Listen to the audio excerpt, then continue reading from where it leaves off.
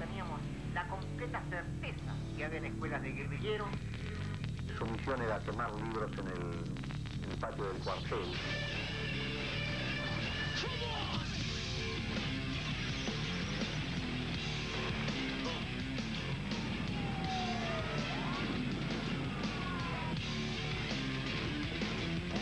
El interrogatorio era hecho por argentinos, pero las preguntas eran formuladas por los uruguayos. Nadie debe olvidar que la guerra revolucionaria es universal y permanente. La encontraremos en cualquier lugar del planeta y en cualquier momento. El listado de presos políticos día por día desde la primera época. No sabemos nada. Y desesperación, señor, porque ya no sabemos a quién recurrir. No tiene entidad, no está. Ni muerto ni vivo, está desaparecido. Durante más de 20 años, los familiares de los desaparecidos y los que sobrevivieron a las prisiones de las dictaduras en países como Argentina, Bolivia, Paraguay, Uruguay y Chile insisten en que no hubo fronteras para la captura de guerrilleros y opositores políticos.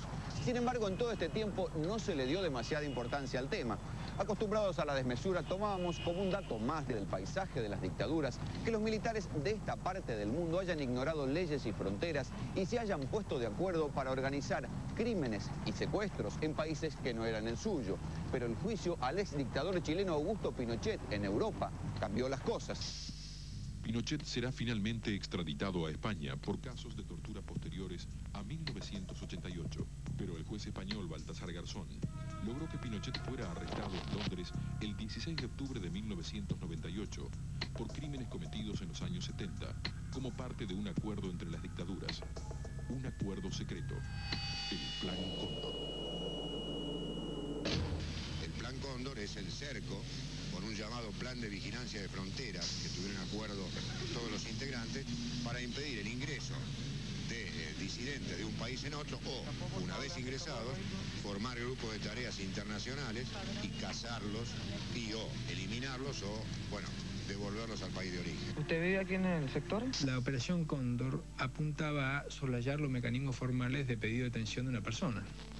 ¿Qué quiere decir? Que si el país A requiere la detención de un ciudadano al país B, necesita de mecanismos formales, vía Interpol, etc. Cuando el juez Garzón empezó a investigar el Plan Cóndor, encontró un único antecedente en el mundo en este siglo: las masivas deportaciones de judíos del nazismo. En Iberoamérica se desconoce, yo al menos desconozco que hubiese una trama tan siniestra como el Plan Cóndor. A causa del Plan Cóndor, en Argentina fueron secuestrados más uruguayos que en Uruguay. A causa del Plan Cóndor, desaparecieron en Paraguay bolivianos, chilenos, argentinos. A causa del Plan Cóndor, un expresidente boliviano, un militar chileno y 2 legisladores uruguayos refugiados en Argentina fueron asesinados sin que la justicia iniciara siquiera una investigación seria. El Plan Cóndor tuvo en Buenos Aires un centro clandestino de detención especial para exiliados y tuvo en Santiago de Chile un archivo central de guerrilleros y disidentes políticos buscados por las dictaduras. El Plan Cóndor permitió el intercambio de prisioneros con Brasil y hasta el confinamiento de un grupo de opositores peruanos en Argentina que salvó su vida por milagro gracias a que el gobierno militar no quería escándalos antes del Mundial de Fútbol de 1978. Uruguay nunca denunció a la Argentina por los cadáveres mutilados que llegaban a sus costas en 1976. Gracias al Plan Cóndor, ambos gobiernos militares simplemente pactaron que los vuelos de la muerte con los desaparecidos argentinos ya no se hicieran en el Río de la Plata, sino mar afuera. Decenas de hijos de desaparecidos fueron apropiados y nunca volvieron con sus familias biológicas a causa del Plan Cóndor.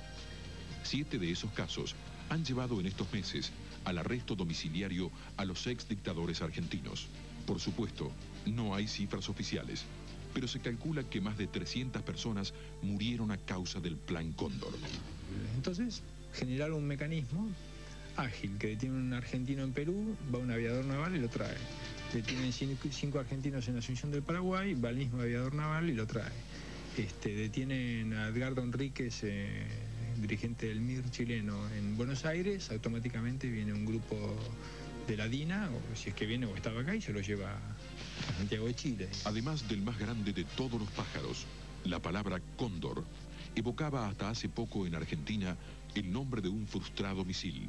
Sin embargo, desde que Pinochet está detenido en Londres y decenas de militares argentinos, chilenos y uruguayos tienen pedidos de captura internacional de la justicia española, la palabra cóndor es también sinónimo de un increíble complot, de una trama clandestina de espías en varias capitales que recién ahora, 25 años después, empieza a ser develada. Solo acribillándome a balazos podrán impedir mi voluntad de hacer cumplir el programa del país. Para entender cómo se gestó el Plan Cóndor, hay que mirar primero hacia Chile. Cuando Salvador Allende ganó las elecciones en 1970, el entonces presidente de Estados Unidos, Richard Nixon, exigió que ese gobierno socialista no durara. 3 años después, luego de maniobras de desabastecimiento, huelgas de camioneros y boicots de empresarios alentados por la CIA, la agencia de espionaje estadounidense, Allende fue derrocado.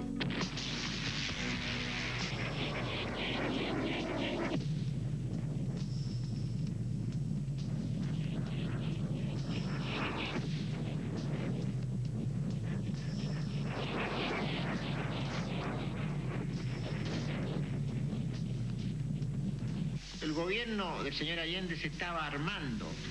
Se estaban recibiendo por diferentes canales armas de todo tipo. O sea, se estaba creando en forma paralela un ejército de otro tipo que era fuera el señalado por la Constitución. Dentro del Estadio Nacional hay unos 6.500 prisioneros. Miles de opositores se van del país escapando de la represión desatada por el nuevo presidente, el general Augusto Pinochet. Muchos se refugian en Argentina. ¿Dónde se encuentra su hijo? ¿Dónde se encontraba? Vamos a comunicarlo con él, ¿Correcto? Luego de Pinochet, fueron asumiendo gobiernos militares en Uruguay, Bolivia y, por último, Argentina. Comunicado número 1 de la Junta Militar.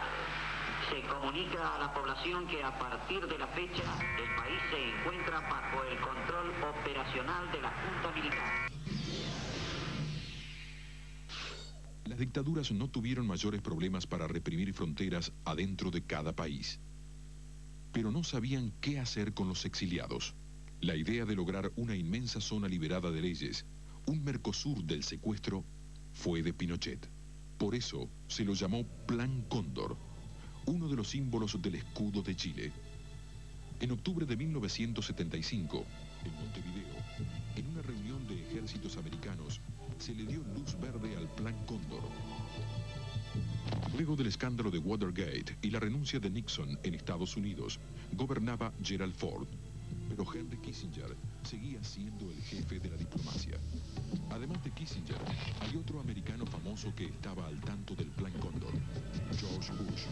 Bush fue director de la CIA entre 1976 y 1977, el año en que el Plan Cóndor provocó más muertes.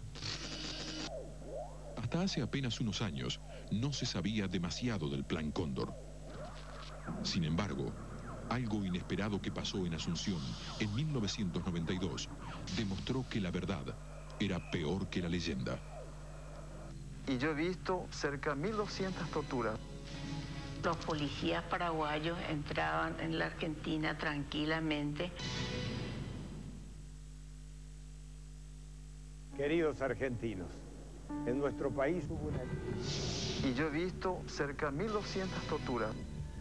Los policías paraguayos entraban en la Argentina tranquilamente.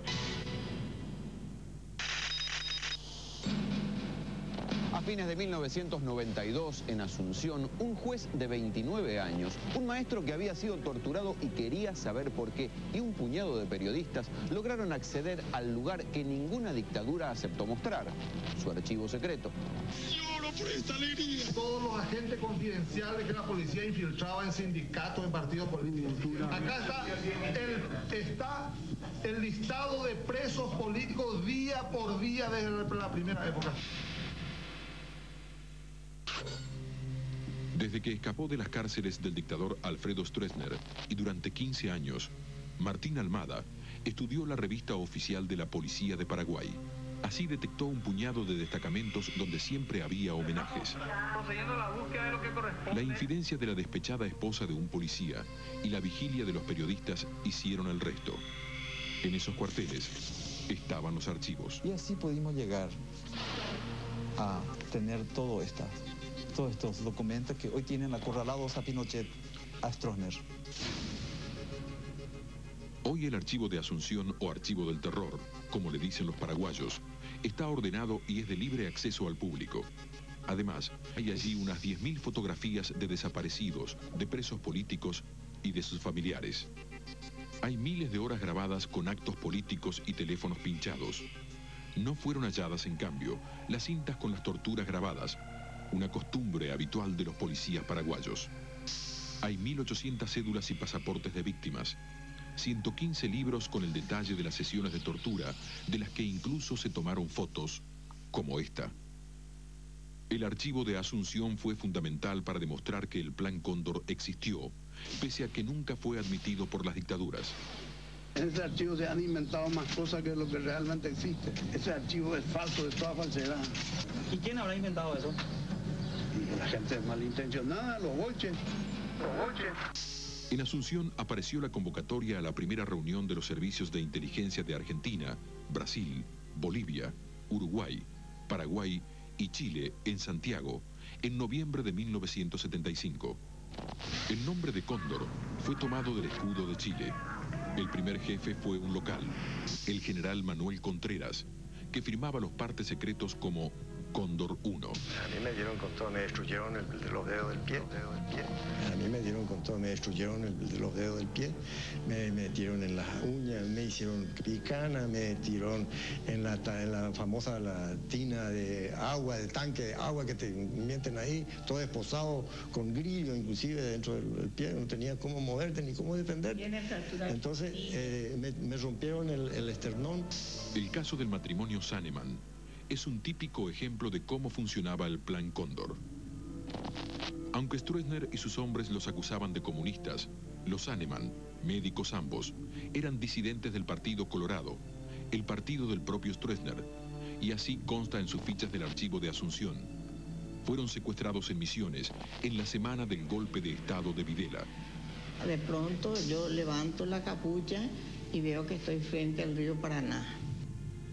Luego de meses de interrogatorios, la doctora Saneman fue trasladada al campo de concentración de Emboscada, en el Chaco paraguayo.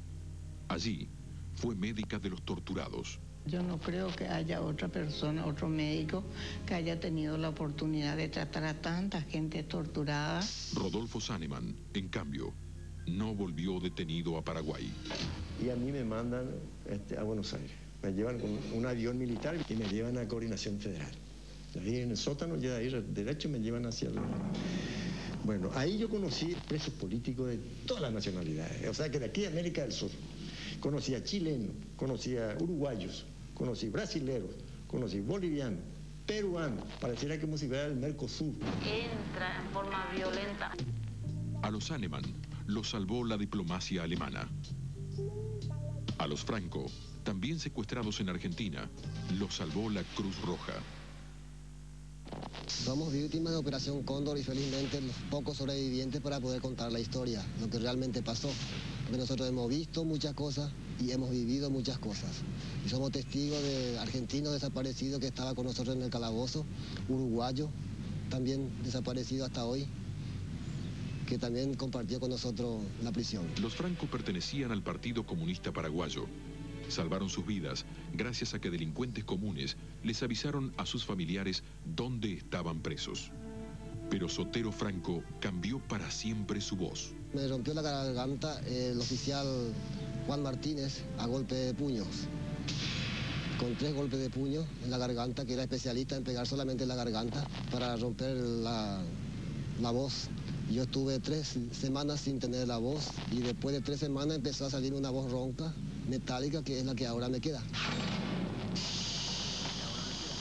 En los años 70, en Paraguay, fueron capturados guerrilleros y disidentes bolivianos, brasileños, chilenos, uruguayos y argentinos. El archivo de Asunción demostró que en los encuentros de dictadores se discutía qué hacer con esos prisioneros. Tal fue el caso de los argentinos Marta Landi, su marido Alejandro Logoluso y otros 3 desaparecidos uruguayos que salieron de Paraguay en un avión de la Armada que despegó junto con la comitiva de Videla en julio de 1977. Yo compartí con Marta Landi sus últimos 3 meses, digamos, de detención en Paraguay. Con la delegación de Videla llega otro refuerzo de la federal que les vuelve a interrogar. Ahí yo escucho el comentario del sargento Cuevas, que le dice a otro sargento que van a ir esta gente directo al aeropuerto, que van a viajar con el avión presidencial de regreso y que no van a llegar a Buenos Aires. Y se ríe. Él le está diciendo en guaraní, estos no van a llegar a Buenos Aires porque le van a tirar por el camino. A poco de ser detenido, Martín Almada perdió a su esposa. Murió de un infarto al escuchar por teléfono las sesiones de tortura de su marido. Uno de los torturadores de Almada fue Camilo Almada Morel, alias Saprissa, alguien de poca diplomacia con los periodistas. La cosa que usted es un gran mentiroso y miente a la ciudadanía utilizando la prensa. Saprissa alegó obediencia debida y dijo que el que sabía todo de las torturas y del Plan Cóndor era su jefe, Pastor Coronel. Las represiones vienen simultáneamente, cuando hay guerrilla se reprime. Pastor Coronel, el hombre que firmaba la mayoría de los partes secretos del archivo de Asunción, Saprissa y un puñado de policías más, purgan hoy en Paraguay condenas de hasta 25 años de prisión por violaciones a los derechos humanos. Paraguay es hoy el único país de América del Sur que mantiene encarcelados a un puñado de torturadores y al que todavía no llegaron las amnistías. Se me coloca un cable a través de los genitales. Era la triple A. La tortura, por lo menos, que se ensayó conmigo. Era la triple A. La tortura, por lo menos, que se ensayó conmigo. El general Augusto Pinochet recibe cálidamente al general Videla en Santiago de Chile. Reafirman el principio de que la historia ha convocado a los hombres de armas para defender el ser nacional. El Plan Cóndor fue ilegal y secreto, pero en sus encuentros los dictadores no lo ocultaban. Párrafo aparte, finalmente, adquiere la lucha contra la subversión, en torno de la cual hubo coincidencias acerca de los principios fundamentales que deben sustentarse para combatirla, entre ellos el del respeto a los derechos humanos. En cada país, los personajes encargados de concretar estos acuerdos eran impresentables. En Argentina, el más famoso de los hombres cóndor fue Aníbal Gordon. Delincuente. Gordon, desde que nació, ya vino con la genética de delincuente. Guillermo Patricio Kelly todavía guarda la camisa ensangrentada que llevaba puesta cuando lo secuestró la banda de Gordon hace 15 años. Kelly presentó en sociedad a la banda de Aníbal Gordon, un paramilitar con pasado de ladrón que había sido mandamás del principal centro del Plan Cóndor en Argentina, Automotores Orletti. Gordon había salido de la cárcel mezclado con los presos políticos que Héctor Cámpora liberó al asumir su fugaz presidencia en 1973. Un año después, ya había encontrado trabajo en la AAA, la banda de parapoliciales del exministro de Bienestar Social, José López Rega, que en menos de 2 años asesinó a unas 2.000 personas. La participación de Gordon en la AAA no es una simple conjetura. Él mismo se la confesó al actor Luis Brandoni cuando lo secuestró y lo llevó a Orletti. Y recuerdo que él se puso muy nervioso en un momento, me increpó, porque sospecho yo que mi actitud era una actitud bastante fría frente a ese interrogatorio, lo cual hizo que me dijera casi a los gritos que ellos eran la AAA, que me había mandado decir efectivamente en septiembre del 74 que me fuera del país y que no jodiera más. Y que yo volví. Y textualmente me dijo, vos te cagaste en nosotros, ahora nosotros nos vamos a cagar en vos. En la AAA, Gordon no solo trabajó a destajo amenazando y asesinando a argentinos, también participó de los crímenes de varios de los primeros chilenos que llegaban aquí a la Argentina escapando de Pinochet. Poco después consiguió trabajo en la CIDE. El jefe de la CIDE durante el gobierno de Isabel Perón era el general Otto Paladino. Paladino fue uno de los pocos funcionarios que quedó en su puesto tras el golpe de Estado. Automotores Orletti dependía directamente del general Paladino.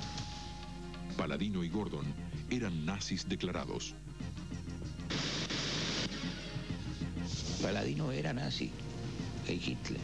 Nos subieron, recuerdo, un piso y aparecimos en una gran oficina, muy decorada la oficina,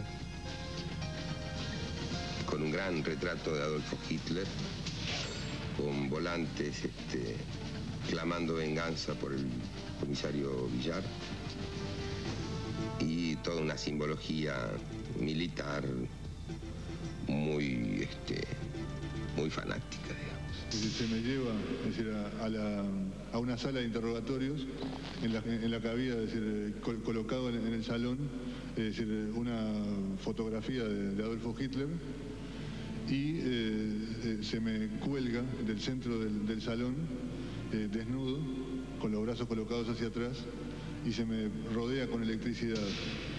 Rodea con electricidad, le ponen un cable. Se me coloca un cable, es decir, a través de los genitales, la cintura, los tobillos.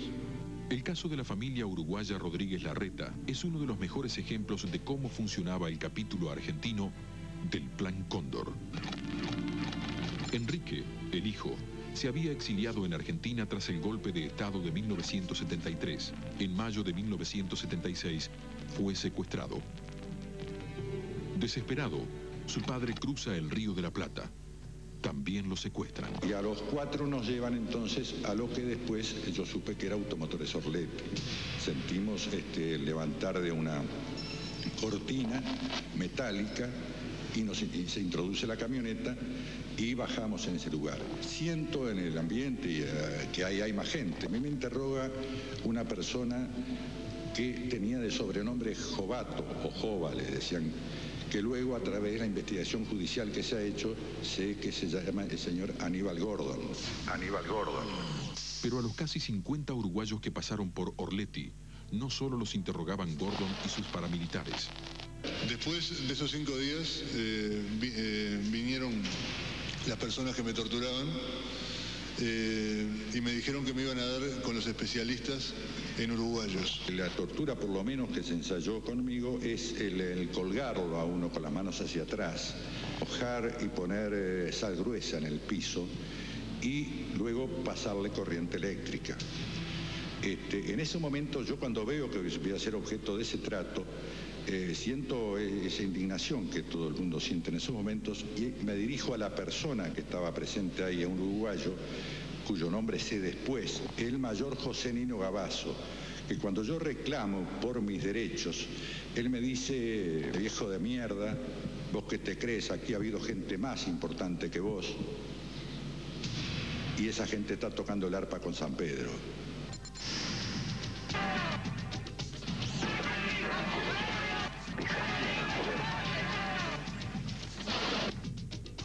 ¿Es la casa del mayor Gabazo? Sí, podríamos hablar con él. Somos del Canal 9 de Televisión de Buenos Aires. Reprimir los conflictos internos. Un momento, por favor. ¿Hola? Sí. Sí, mire, no se encuentra. ¿Quiere saber algo dicho? Ajá. No, que lo estábamos buscando. Queríamos saber si podíamos hacer una entrevista con él. No sé, pasaríamos mañana por la mañana, entonces. Mire, yo no sé si lo va a poder encontrar en la mañana. El mayor José Nino Gabazo es el equivalente oriental del ex capitán Alfredo Astiz en Argentina, el símbolo de los torturadores. Sin embargo, a diferencia de Astiz, que tiene domicilio desconocido, Gabazo sigue viviendo sin demasiados problemas en el barrio de Pocitos, en Montevideo. Gabazo es otro de los impresentables del Plan Cóndor. En Uruguay, un plebiscito convalidó una amnistía para los militares y libró al mayor Gabazo de los tribunales. Gabazo, que había supervisado el secuestro de la mayoría de los uruguayos que desapareció en Argentina, tampoco tuvo que comparecer ante tribunales argentinos. El presidente Carlos Menem lo indultó. Gabazo y Gordon torturaban juntos en Automotores Orletti. Fruto de tanta amistad nació incluso un método de tortura. Según ellos decían, es decir, ese procedimiento de tortura, de combinar la picana eléctrica con la colgadura de gente, era un producto creado por ambos países, porque la idea de colgar a la gente venía de los uruguayos y la idea de la electricidad venía de los argentinos. Durante la Operación Cóndor, desaparecieron en Argentina 118 uruguayos. En Uruguay, solo desaparecieron 32. Ya habían desaparecido uruguayos que estaban radicados acá y aparecen sus cuerpos asesinados en Uruguay. Bueno, estas personas entran, ya le digo, con tremenda violencia, agarrando a golpes los muebles, las cosas. A Sara le quitan el niño que tenía en los brazos, que recién terminaba de amamantar y cambiar. Sara tenía 32 años. Su primer hijo, Simón, 20 días.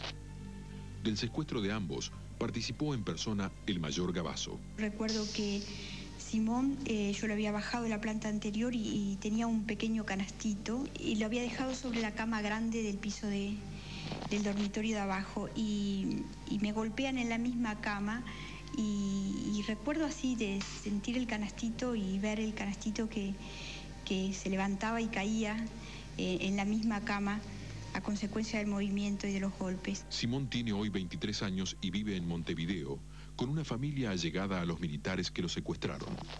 La justicia uruguaya nunca autorizó las pericias genéticas que le devolverían la identidad a Simón, algo que es habitual en Argentina. Según los magistrados uruguayos, se trataría de una violación del derecho a la intimidad. Pero como madre e hijo fueron secuestrados aquí en Buenos Aires, Sara todavía sigue buscando respuestas en la justicia argentina. Su caso es uno de los que el juez Adolfo Bañasco tiene en cuenta para determinar si hubo o no un plan sistemático de apropiación de niños durante la dictadura. Simón nunca quiso conocer a Sara. Sara no pudo tener más hijos. Pero además de víctima, Sara Méndez es también un testigo clave del Plan Cóndor, incluso de sus desprolijidades. Había una pareja de uruguayos que estaban secuestrados desde antes que nosotros llegáramos y lo pusieron junto con nosotros y ellos fueron olvidados. Es tremendo porque una de estas piecitas tirados en el piso en un rincón y una noche empezaron a llevarse gente y se dan cuenta que se habían olvidado de ellos. ¿Se habían olvidado directamente? Sí, siempre le digo, eso se olvidaron de matarlos y salvan la vida por eso. Automotores Orletti funcionó pocos meses. En noviembre de 1976, luego de la fuga de 2 prisioneros, fue clausurado de apuro. En la desbandada, 8 personas, entre ellas una mujer embarazada, fueron asesinadas y metidas en toneles de acero con cemento y tiradas a un canal del Delta. 5 de esos cadáveres fueron identificados. Se supone que los otros 3 son extranjeros. Por algún motivo, los asesinos ni siquiera pidieron zona liberada. Evidentemente en este caso no se hizo, porque si no Prefectura no hubiera mandado a sus buzos a levantar los barriles. Evidentemente la denuncia hubiera quedado ahí y también los barriles. Alejandro Inchaurregui, jefe del equipo argentino de antropología forense, está acostumbrado a ver en los cadáveres las huellas de los crímenes políticos. Pero aún hoy se asombra de cómo murieron aquellas víctimas del Plan Cóndor, que años después aparecieron en una fosa común del cementerio de San Fernando.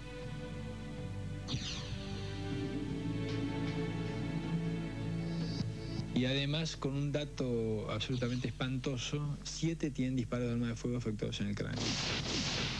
Y varios disparos efectuados en el abdomen.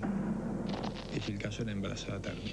2 meses después de la caída de la dictadura, una jueza acompañó a varios ex desaparecidos uruguayos a Automotores Orletti. A diferencia de otros centros clandestinos de detención, Orletti no había sido desmontado, estaba casi intacto. Lo que se encontró era digno de un campo de concentración nazi. En Orletti se encuentra un frasco de esos de vidrio grande con alianzas de personas que estuvieron ahí secuestradas, muebles, y encontramos una pila de zapatos impresionante que nunca me olvidaré porque eran zapatos con formas humanas, ¿no? Como en un campo de concentración. A Sara Méndez, una jueza le ofreció devolverle su propio juego de comedor. El frasco con las alianzas de oro, las fotos con los zapatos de los desaparecidos y todo lo que había aquí en Automotores Orletti corrió el mismo destino que sus víctimas. Desapareció de los tribunales. La entrevista que sin embargo concitó mayor expectativa fue la que el teniente general Videla mantuvo con el mandatario norteamericano James Carter. El Plan Cóndor se aceleró cuando los servicios de inteligencia detectaron en 1974 en Jujuy la constitución de una junta coordinadora revolucionaria integrada por el Ejército Revolucionario del Pueblo de Argentina, el Movimiento de Izquierda Revolucionaria, el MIR, de Chile, y los Tupamaros uruguayos. Los militares temían que de allí surgiera una supersubversión continental, pero las guerrillas estaban muy golpeadas, aunque sus dirigentes se mantuvieran triunfalistas. El líder del Ejército Revolucionario del Pueblo brinda una conferencia de prensa. Pero el Plan Cóndor no solo sirvió para eliminar guerrilleros, también sirvió para asesinar dirigentes políticos molestos. Hasta antes del Plan Cóndor, la coordinación represiva funcionaba en base a acuerdos de caballeros. Uno de estos particulares acuerdos de caballeros, hace 25 años, en esta calle de Palermo, le costó la vida al general Carlos Prats. Prats era un oficial democrático y de gran prestigio en el ejército chileno, pero que molestaba a Pinochet. Prats y su esposa fueron asesinados con una bomba por agentes de la DINA, con apoyo logístico de la AAA, más precisamente de Aníbal Gordon y el general Otto Paladino. El entonces presidente de Bolivia, hoy nuevamente en el poder, general Hugo Banzer, también se libró de un opositor molesto gracias al Plan Cóndor. 2 meses después del golpe de Estado, el expresidente boliviano, general Juan José Torres, fue secuestrado y asesinado cerca de Luján. 15 días antes del crimen de Torres, fue el turno de la suerte de los militares uruguayos. Mi padre había adquirido una presencia internacional importante en la medida que había denunciado sistemáticamente el régimen de tortura imperante en el Uruguay. Nosotros presentamos ante la mesa del Senado un pedido de informes precisamente para que el Ministerio del Interior conteste este hecho y, si es necesario, realizar la investigación correspondiente a los efectos de deslindar responsabilidades. El senador del Frente Amplio, Selmar Michelini, fue capturado en el Hotel Liberty, en el centro de Buenos Aires, el 18 de mayo de 1976. Ninguno de los sobrevivientes lo vio en Orletti, pero una de sus hijas y hasta su máquina de escribir sí fueron a parar al centro clandestino binacional de Gordon y Gabazo. 3 días después de su secuestro, Michelini apareció muerto en un auto junto a otro opositor molesto, el expresidente de la Cámara de Diputados de Uruguay, Héctor Gutiérrez Ruiz. Otro de los hijos de Selmar Michelini, Rafael, es hoy senador y candidato a presidente de Uruguay. El año pasado viajó a la Argentina y se entrevistó con el jefe del ejército, el general Martín Balsa, a quien le pidió ayuda para saber quién mató a su padre. Balsa le dijo al hijo de Michelini que no podía ayudarlo. Sin embargo, quien fuera hasta hace pocos meses el jefe del segundo cuerpo de ejército, general Eduardo Cabanillas, debería saber algo de cómo murió Selmar Michelini. Desde su puesto en la CIDE en 1976, Cabanillas era, al menos formalmente, jefe directo de Aníbal Gordon y supervisaba Automotores Orletti. El vínculo con Gordon y Orletti, que le costó a Cabanillas su puesto en el ejército luego de una polémica con Balsa, fue revelado por Juan Gelman, ex dirigente montonero y uno de los mejores poetas argentinos. Ahí no llegaron las copias que por otro lado circulan por ahí de un sumario militar instruido en el año 1977 por un secuestro extorsivo que hizo la banda de Gordon, que era la que estaba en Automotores Orletti. En ese sumario militar, en la que Cabanillas aparece como testigo, él declara que era el subjefe de la cadena de mando militar de Automotores Orletti. De manera que él seguramente conoce qué pasó con mi nuera y con el bebé. Tenemos informaciones de que el entonces capitán Cabanillas no era un mero escribiente de oficina que mandaba órdenes de secuestro. El hijo de Gelman, Marcelo era uno de los 8 cadáveres arrojados al delta en toneles de acero cuando cerraron Orletti. Su nuera está desaparecida. Hellman sigue buscando a su nieta. Inmortales brillaban ustedes contra el dolor, contra la muerte. Ahora que duermen calladitos y alguna sombra dulce los tocara, acomodándolos mejor contra los perros del olvido. El Plan Cóndor no solo sirvió para secuestrar y asesinar sin problemas dentro de los países socios, sirvió también para evitar presiones diplomáticas de terceros países. Así, por ejemplo, presos políticos paraguayos fueron liberados aquí en Argentina para eludir protestas formales de Alemania. Sin embargo, la primera grave crisis del Plan Cóndor se generó justamente en un incidente diplomático. El 21 de septiembre de 1976, el ex canciller chileno Orlando Letelier y su secretaria fueron asesinados igual que el general Prats y su esposa, con una bomba puesta en su auto. Pero Prats fue asesinado en Buenos Aires y Letelier en Washington, en el barrio de las Embajadas, cerca de la Casa Blanca. Desde su despacho en la CIA, George Bush dijo que se trató de un ajuste de cuentas entre izquierdistas. El vuelo del Cóndor estaba llegando demasiado lejos, pero esto se notaría recién el año siguiente, cuando un demócrata, James Carter, asumió la presidencia de Estados Unidos. Carter hizo de la defensa de los derechos humanos su principal crítica hacia la Unión Soviética. La entrevista que sin embargo concitó mayor expectativa fue la que el teniente general Videla mantuvo con el mandatario norteamericano James Carter. En agenda abierta fueron abordados aspectos relacionados con el tema nuclear, el estado de nuestra economía, la situación de los derechos humanos en la Argentina y su indudable vinculación con la lucha que despliega el país contra la delincuencia subversiva izquierdista. Cuando Bush y Kissinger dejaron sus puestos, la investigación judicial demostró que el crimen de Letelier no había sido, como dijo Bush, un ajuste de cuentas entre izquierdistas. Había sido una típica operación Cóndor, hecha por 3 agentes de la DINA chilena que ingresaron a los Estados Unidos con pasaportes paraguayos que personalmente autorizó Stroessner. Según lo que he llegado a saber, la justicia acusó poco después a Michael Townley, un estadounidense radicado en Chile que trabajaba a la vez para la CIA y la DINA.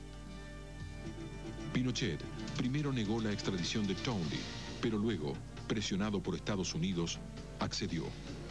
Al llegar a Estados Unidos, Townley negoció su testimonio, delató a sus cómplices y acusó al entonces jefe de la DINA, el general Manuel Contreras, aquel hombre que firmaba Cóndor 1. He dicho que no voy a pasar ni un día en la cárcel. Pinochet disolvió la DINA y pasó a retiro a Contreras, pero recién 18 años después del crimen de Letelier, Contreras fue juzgado y condenado en Chile a solo 7 años de prisión. Fue un premio a su silencio. Contreras se defendió acusando a la CIA del crimen de Letelier. En ningún momento involucró a su jefe, el general Pinochet. Los documentos del archivo de Asunción demostraron que la coordinación del Plan Cóndor era ejercida por Chile, pero más allá del pacto para eliminar opositores políticos, las dictaduras de Videla y Pinochet se desconfiaban mutuamente. Por eso la segunda crisis del Plan Cóndor sobrevino en 1978 cuando ambos países casi van a la guerra. La dictadura argentina rechazó un laudo que adjudicaba a Chile una serie de islas en el canal de Beagle, en el sur de ambos países. De inmediato comenzaron los aprestos militares en ambas fronteras, y los agentes de inteligencia chilenos destacados en Buenos Aires y los argentinos destacados en Santiago tuvieron que cambiar la persecución de disidentes por el espionaje militar. Finalmente, una mediación del Papa Juan Pablo II evitó la guerra. Pero el Plan Cóndor ya no fue lo que era. El comisario asienta la denuncia en el libro de denuncias de la comisaría. Imagínense una persona que nos tira un auto encima.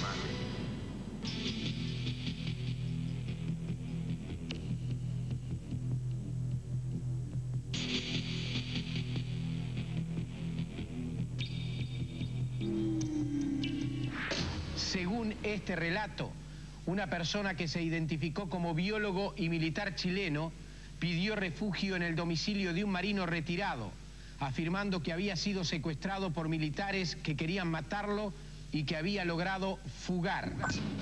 El caso Berríos es la coordinación de la impunidad. Antes se coordinaban para asesinar, para torturar, para secuestrar, para matar a personas indefensas. Hoy se coordinan para asegurarse la impunidad.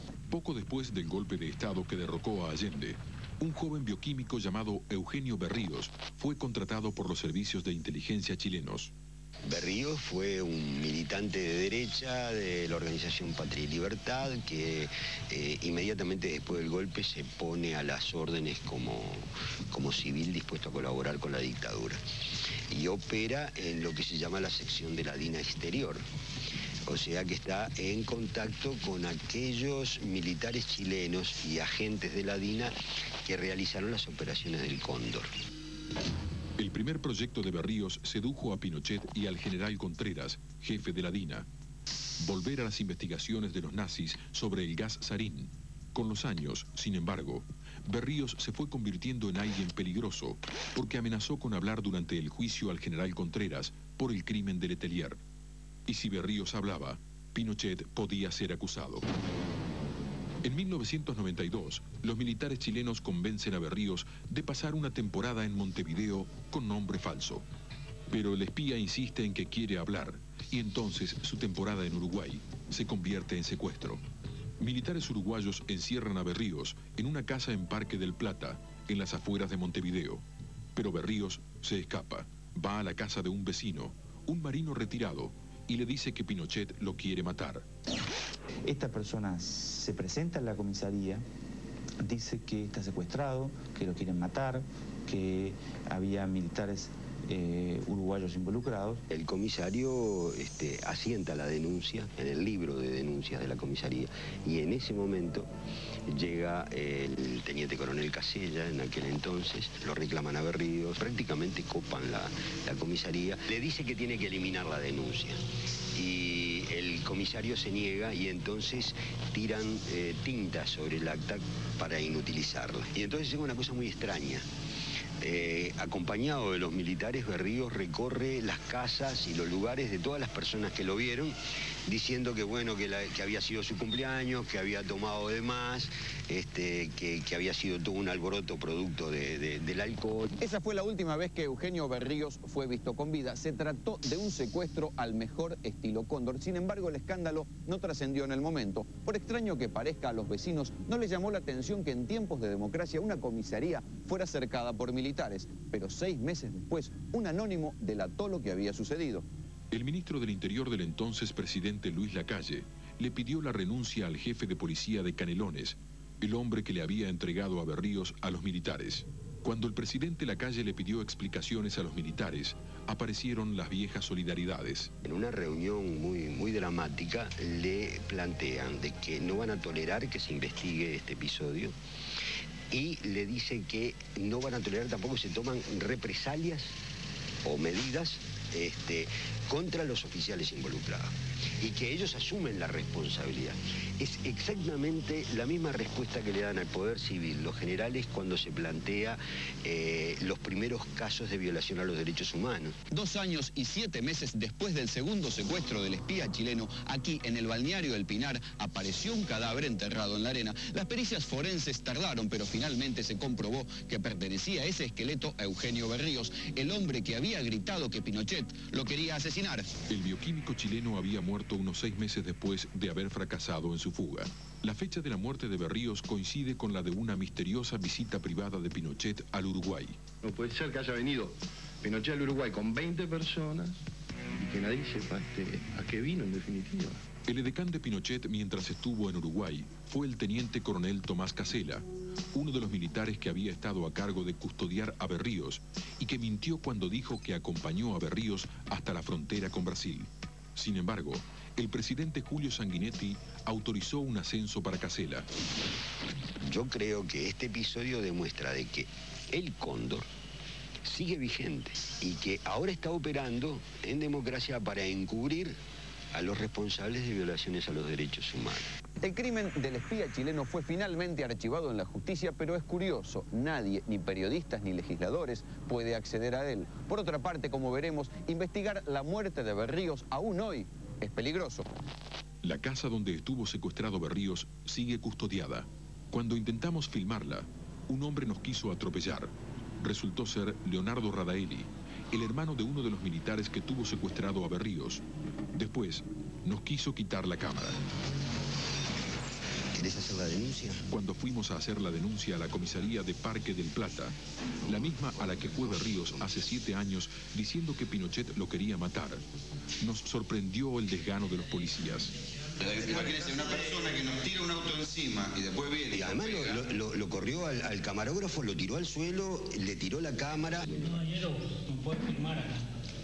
No puede filmar. Estaban más preocupados porque no filmáramos que por ir a detener al matón. Somos 4 personas, 4 periodistas, que estamos viniendo acá con una persona herida, diciéndole, hay un agresor armado que le acaba de tirar un auto al señor. Nadie fue a hacer nada. En todos los hechos, siempre hay 2 versiones. En la comisaría nos dijeron que no nos podían dar garantías para trabajar y nos tuvimos que ir de Parque del Plata. No estamos para brindarle las garantías para que ustedes realicen un trabajo. Al otro día, el ministro del Interior y la policía de Canelones intentaron minimizar el episodio y dijeron que ni siquiera habíamos presentado la denuncia. Por suerte, habíamos desobedecido la prohibición de filmar. Como en el caso Berríos, otra vez un jefe de policía de Canelones perdió su puesto. El episodio tuvo durante un par de días algunos centímetros en la prensa.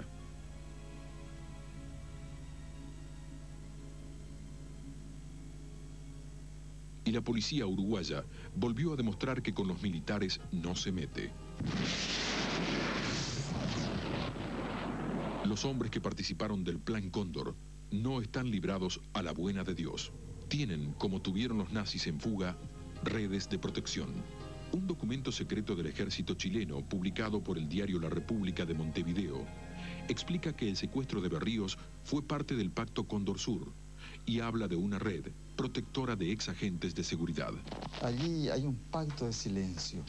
Ellos no hablan. Y yo trato de hacer llegar mensajes. Ellos tienen miedo. Miedo. No quieren hablar porque tienen miedo que sean asesinados. Los hombres que participaron del Plan Cóndor están casi todos libres. Unos pocos, como el general Contreras en Chile, el comisario Pastor Coronel en Paraguay y el ex agente de la DINA, Enrique Arancibia Clavel, acusado del crimen del general Prats, están presos. Eugenio Berríos y Aníbal Gordon están muertos. Todos guardan silencio.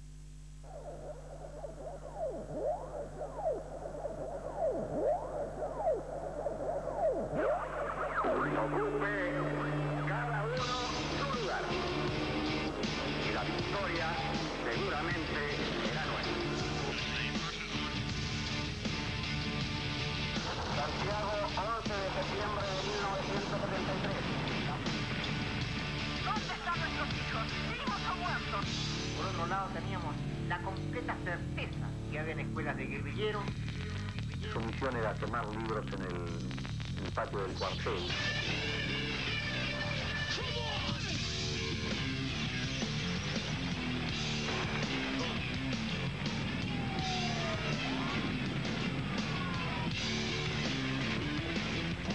El interrogatorio era hecho por argentinos, pero las preguntas eran formuladas. El primer segmento, entonces. Pourquoi 20 ans plus tard, Georges Borne, entouré d'une flopée de gardes du corps, s'est-il aventuré dans les couloirs de l'hôtel Lancaster pour pactiser avec l'un de ses anciens geôliers?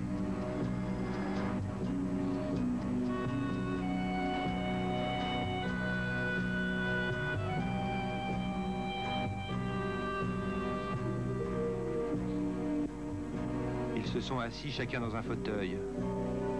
L'un a dit « Je m'excuse, je vous ai fait du mal, c'était une erreur de jeunesse ». L'autre a répondu « Aidez-moi à retrouver l'argent que vous m'avez pris et devenons amis ». Sur leur divan, les gardes du corps ont sursauté quand les 2 hommes brusquement se sont donné l'accolade. Georges Borne est depuis toujours un homme discret, secret. Il n'aime pas la publicité. On dit de lui qu'il est l'un des hommes les plus riches du monde, l'un des propriétaires de l'Argentine. Il parle couramment le français, ses ancêtres sont venus de Belgique, à la fin du siècle passé. À partir du commerce des céréales, de génération en génération, ils ont construit un empire.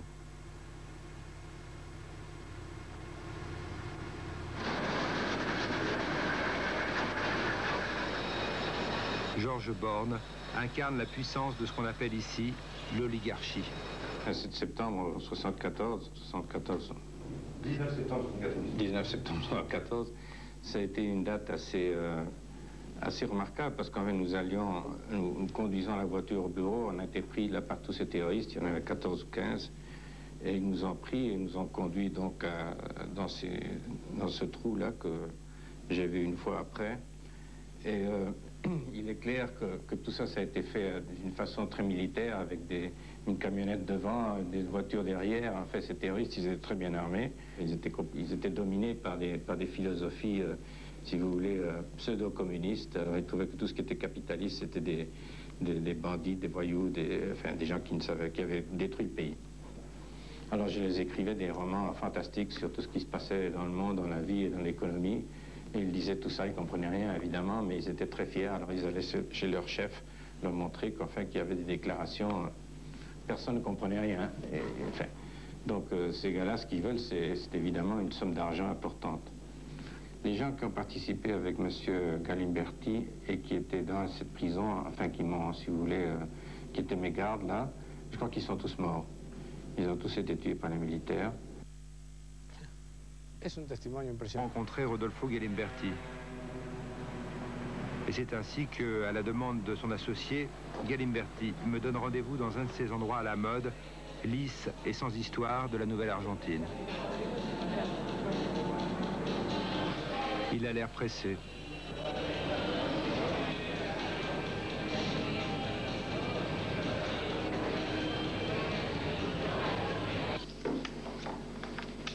Il a l'air surtout de quelqu'un obligé de remplir une formalité qui lui pèse.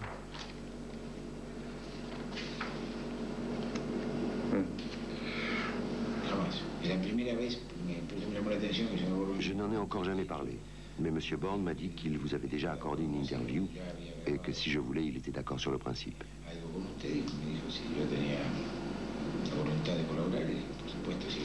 Je le fais avec son accord, mais c'est la première fois que j'aborde ce sujet devant une caméra. J'ai dirigé l'opération militaire qui avait comme objectif l'enlèvement et la séquestration de Georges Born. Tout cela, je l'ai déjà dit quand j'ai été appelé à témoigner. J'ai été gracié, mais avant, j'avais pendant des mois exposé au tribunal les moindres détails de l'affaire.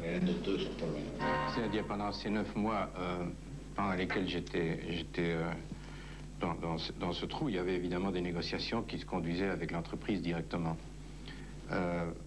Ce qu'ils ont fait, eux, les terroristes, c'est qu'ils ont, en plus de notre captivité, ils ont tué 4 de nos gens, des cadres supérieurs de l'entreprise, pour bien faire comprendre qu'il fallait négocier, qu'il fallait payer.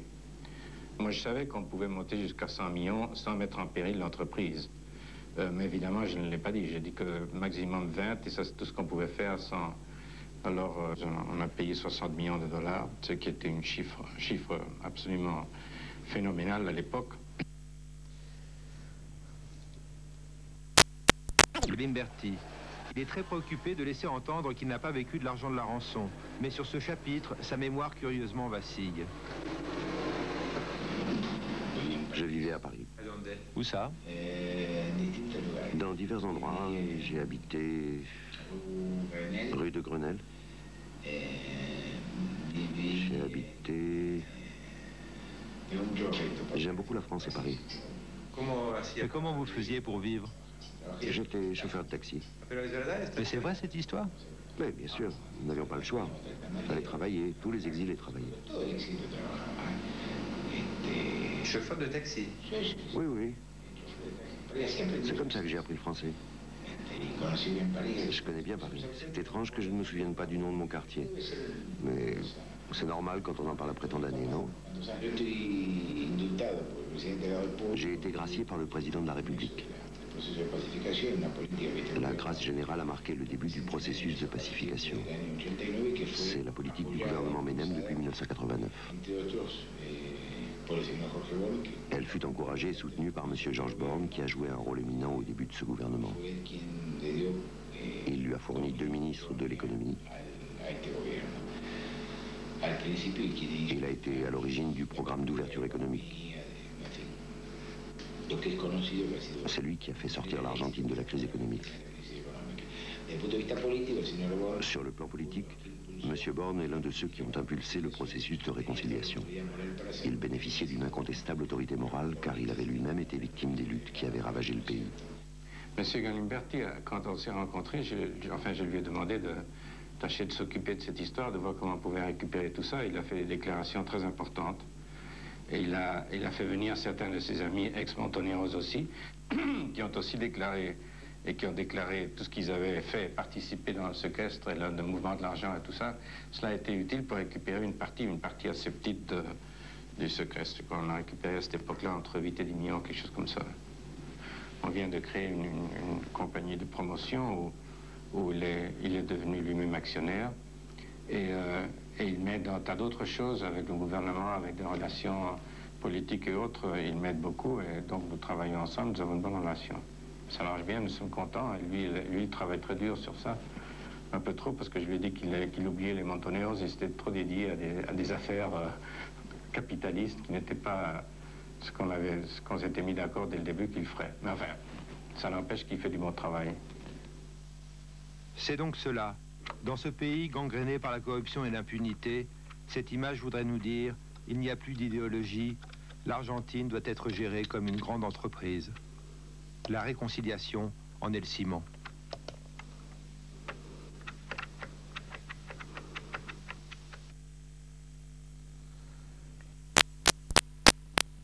Fue así un quiebre terrible, fue cuando se desarmó la habitación de mi viejo. Fue como el duelo, papá no vuelve. ¿Querés consultar algo? No está. ¿Querés estudiar? Bancátela sola. Trabaja. ¿Querés tener un hijo? Preguntale a Magoya cómo fue tu nacimiento. Yo tenía la fantasía de que los desaparecidos estaban ahí abajo de esa tumba de nene, que estaban vivos todavía. Lo doloroso que debe haber sido para mi vieja, ¿no? Pensar que iba a dejar a su hija sola. Yo el primario le hice 11 escuelas y me hizo tener pocos amigos en la infancia. En algún punto estábamos como huyendo y como se llevaron a mi viejo, una de las cosas raras que pasó fue que no nos movimos más. Allí es donde decido que no había que perdonarle nada y que pudo estar orgullosa de él. Los hijos saben que tienen parecidos a sus padres. No solamente sé si me lo dicen. Y ya empezaron a protestar. ¿Cómo puede ser que traigan una subversiva acá? ¿Qué sé yo? Y en ese clima nació Soria. En 2 palabras, me cagaron la vida. Los hijos de los desaparecidos ya no son aquellos niños que aparecían en los carteles de las organizaciones de derechos humanos. Hoy tienen todos más de 20 años y empiezan a ocupar un lugar de adultos en la sociedad. Hay historias de hijos de desaparecidos en cualquier lugar que uno mire. Hay hijos de desaparecidos pobres y de clase alta, anónimos y famosos. Hay hijos de desaparecidos que militan en la organización Hijos y otros que prefirieron quedarse con aquellos militares o policías que se apropiaron de ellos cuando eran pequeños. Hay hijos de desaparecidos en toda la Argentina, pero hay también casos de hijos de desaparecidos que no quieren volver al país porque tienen miedo. Hay algunos que comprenden la militancia de sus padres, otros no se las perdonan. Todos son huérfanos, todos cargan con historias conmovedoras. Queridos papi y mami, estoy segura que cuando vean a Victoria sin mí en manos de personas que ustedes no conocen, se van a asustar bastante. Lo que ha pasado es que estoy presa, pero ando bien. Caí el jueves a la tarde, iba con Victoria. Yo muestro una vez y después lo hacen ustedes, ¿ok? Fácil. Detrás del glamour, más allá del maquillaje y los cuerpos perfectos, uno puede encontrar una historia como la de Victoria Winkelmann. El padre de Victoria desapareció en agosto de 1977. Ella y su madre fueron secuestradas